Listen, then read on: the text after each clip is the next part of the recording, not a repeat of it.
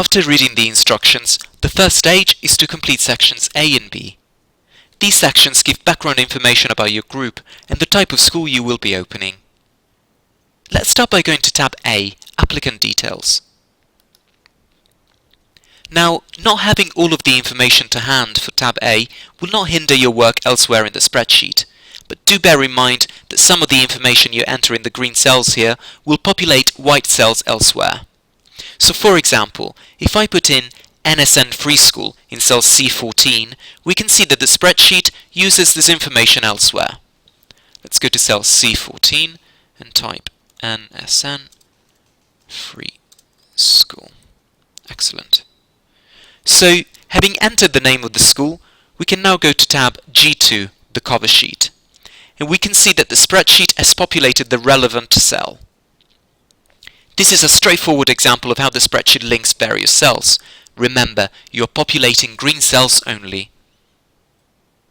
Let's now go back to tab A. As you can see, there's a lot more information that you need to provide in tab A. But we can leave the remaining information for now, as it will not directly affect the calculations in the spreadsheet. Further details about what you will need to include here, for example, details of the members and directors of your company limited by guarantee, are in the application guidance. Let's take a look at tab B, Outline of the School. Now this also contains important information that is used elsewhere in the spreadsheet. It is very important that you complete these sections, as they will populate cells on the Cover Sheet tab, G2. Of particular relevance is cell C11, where we enter details of the local authority in which the school will be situated.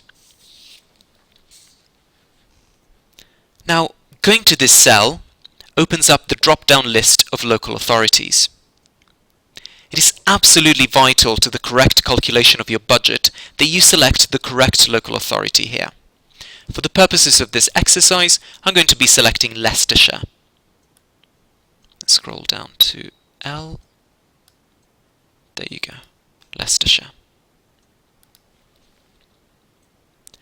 Similarly, the selection of opening year will dictate the years that will be included in your financial plan. So I'm entering 2015 in cell C13 for this application. This is also a drop-down menu, and we can select 2015. Excellent. Now, although the other cells will need to be completed as well, they do not always directly affect the budget calculations elsewhere. So for example, if we selected a 5 to 11 age range in cell C15, it would not stop us entering secondary aged pupils on another tab.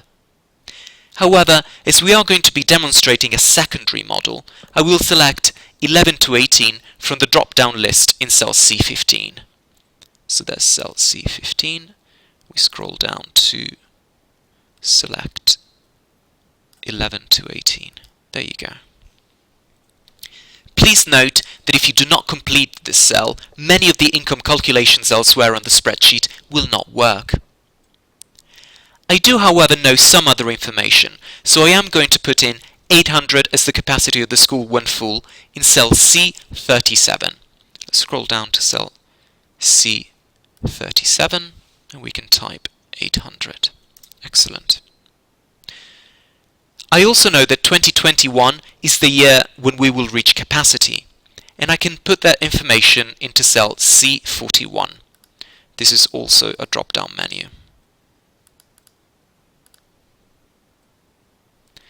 So, although you will need to complete the other information on this tab before submitting your application, we can leave the tab for the purposes of this training, as this other information will not affect the calculations in the spreadsheet. Let's now move on to tab G2, the cover sheet. Here, we can see that the information pre-populated from what we have entered elsewhere about the school. But one of the idiosyncrasies of the spreadsheet is that it does not pick up the age range I've just entered on tab B. So I will select 11 to 18 again from the drop-down list in cell E17.